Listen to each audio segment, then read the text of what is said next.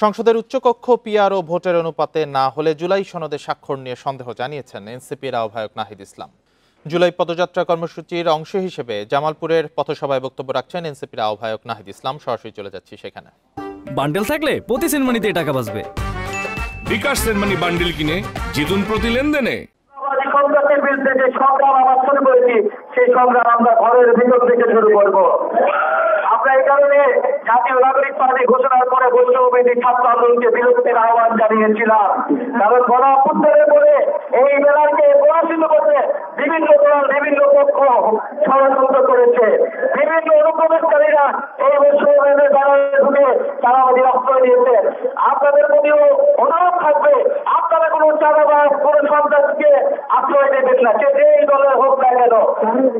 NCP বৈষম্যবিরোধীর নাম থাকে কোনো ধরনের চাঁদাবাজি করার কোনো সুযোগ থাকবে না। আপনারা আইনের আশ্রয় নেবেন এবং শুধু এনসিপি বৈষম্যবিরোধী না, কোন রাজনৈতিক দলের নামে যদি চাঁদাবাজি সন্ত্রাসীর আশ্রয় দেওয়া হয়, চাঁদাবাজি সন্ত্রাসী চেষ্টা করা হয়, আপনারা গণপ্রতিরোধ তৈরি করবেন। প্রিয় সংগ্রামী জামালপুরবাসী, আমরা বলতে চাই বিচার সংস্কার এবং নতুন সংবিধানের দাবিতে জামালপুরবাসী আজকে অংশগ্রহণ করেছে। আমরা খুব শীঘ্রই জামালপুরের পথসভায় এনসিপির আহ্বায়ক নাহিদ ইসলাম বক্তব্য রাখছিলেন। সরাসরি ছিলাম সেখানে।